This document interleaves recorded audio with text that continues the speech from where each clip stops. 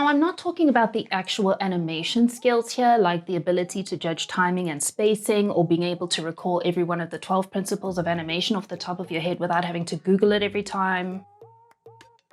I'm talking about cold, hard, personal skills. Do not be despondent if you do not yet possess these skills, because any skill can be learned, and we're all about progress and growth in these parts. At least now you'll know which skills you need to learn. Firstly, and most importantly, I think, is time management. Sometimes, often, you'll be working with deadlines tighter than my pants after Christmas dinner. You need to be able to manage your time effectively, or you will be screwed. I know this can be hard. There are several time management methods you can try, like the Eisenhower method, to classify and prioritize your tasks, or the Pomodoro technique, which is my personal favorite. It really helps me since I have a tendency to get distracted really easily. There are also apps you can use that can help you, like Trello or to-do apps. There are different ways to manage your time, which I will go into in my next video because of all the different ones. You'll need to see which suits you best for your needs and your personal issues that you struggle with in managing your time. But it is essential to get your tasks done on time and be able to meet your deadlines in this industry. Part of this is also ensuring that you work as efficiently as possible. Don't waste time on things that are unnecessary, like animating something really complex for a background character that you barely see. Or animating things that'll be out of frame, like animating the arms on a character when you're only going to be seeing the lower part of their legs in a shot. Think about your approach to the project or the shot before you jump into it, and try to discern in what areas you can save time. There may be places you can reuse parts of the animation or reuse background elements or background characters. As you get more experience, you'll get better at managing your time. But it's never too early to start streamlining your workflow as much as possible and prioritizing tasks that need more attention than others to make sure that you meet your deadlines. Next, teamwork makes the dream work. I really hate that saying, but it rhymes, so what can you do?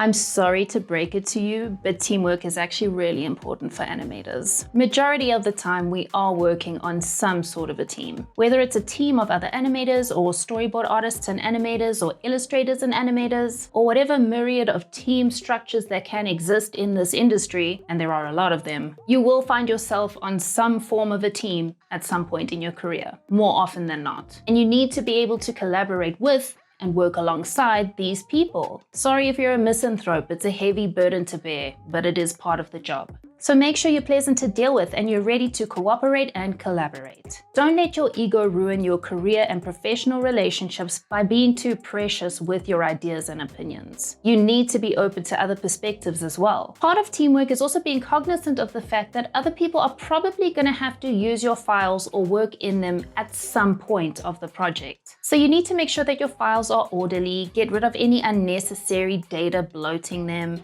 make sure things are named properly in a way that other people can understand. Just make it as legible and clear as possible for somebody else who might be coming into it. And just be nice. Be ready to support somebody if they might need some assistance. Support your team members and remember that you're all working towards the same goal.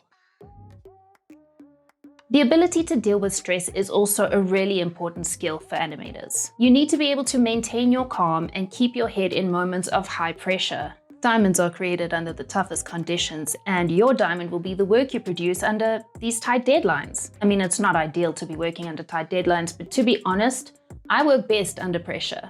Not too much, just a smidge. Maybe you're the same. My point is, you need to keep your cool and maintain your equilibrium. It is critical for maintaining the quality of your work and being able to meet your deadlines, and it's also critical just for your own well-being. This might sound trite, but staying healthy, getting enough sleep, and a bit of exercise does wonders for managing your stress levels.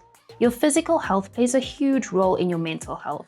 There have been legitimate studies done on this. If your mind and body are in a good state, it's a lot easier to stay calm and deal with high stress when it comes upon us. But if you already feel like shit on a good day, well, it stands to reason that it's going to be so much worse on a high pressure day. Apart from keeping healthy and looking after your physical health, there are other techniques you can try for stress management, such as understanding what causes you stress, what your triggers are, and trying to manage and mitigate them as much as possible. Like if you know you have to present your shots to the director the next day and you don't generally cope well with speaking in front of people or having to explain things to them, especially if you are already under a little bit of pressure and it's somebody who's considered higher up than you, then a good thing to do is try and practice it by yourself beforehand a few times so you get more comfortable with the content and you're more comfortable explaining it. You can also practice mindfulness. Focus on the here and now and what you're currently doing rather than stressing about not meeting your deadline in the future. Focus on now and what you can do now. Do everything within your power that you can in this moment to meet your deadlines, but don't stress yet about what might happen if you don't, because it hasn't happened yet, so what's the point? Make sure you take short breaks throughout the day too. Get away from your desk for short periods just to get a break from the stressful environment. And you can also try out some breathing or grounding techniques for when you do start to feel like it's all getting a bit too much for you. Hot tip, if you have anxiety, like I do, splashing your face or your neck with really cold water or eating something like super sour can help to dampen the amygdala's response to that fight or flight feeling, because your brain is diverted from those feelings of fear and panic and it focuses on the more immediate sensation of that really cold or that sour. So do with that what you will. The ability to take on criticism and feedback and remain humble is also an incredibly important skill to learn. It can be hard for us creatives to be open to criticism because we feel like we've put a lot of our heart and soul into our work. It feels really personal. But it's not a personal attack when somebody criticizes your work. You're never going to improve and probably keep your job if you can't ever take criticism. Feedback and criticism are massive parts of being an animator. What you may think are brilliant creative choices may not communicate the idea effectively from other people's point of view. Or you could be making some crucial mistakes or oversights that seriously detract from what could be an amazing shot. You need to know if that's the case, because you need to be able to fix it. We often fall into the trap of becoming blind to the issues in our work because we've been looking at it and focusing on it for so long that we overlook things that may be quite obvious to people coming in with fresh eyes. There's also the possibility that the work you've done just isn't that good and it needs to be improved upon. You need to be able to leave your ego at the door and focus on producing the best work possible. You need to always be growing as an animator, and to be able to do that, you need to take on criticism and feedback in a humble way and actually actively seek it out, because it will help you improve much faster. The next skill I suggest you work on is attention to detail. This is something that'll make the difference between a bad animator and a great animator on the scale of animated goodness. But for reals, it's important. Not only do you have to animate every little thing on your character, like fingers, you also need to animate things like secondary action. You need to animate every nuance of a facial expression, the slight twitch of an eyelid as a character becomes irritated, the eye dots of a character falling in love. You need to think about every tiny quirk and habit that makes your character feel alive and unique. There are so many layers to animating, and you start at the top with the big things like primary actions, key poses, and you work your way down to the tiniest, minute details. You need to pay attention to every little detail to take your animation from mediocre to great. What can help you to become better at noticing small details and paying attention to them is to become a little bit of a weirdo and observe real people. Look at the nuances in their facial expressions as they speak, their weight shifts as they stand, the tiny finger twitches and movements as they sit at their desk or mindlessly fiddle with a pen.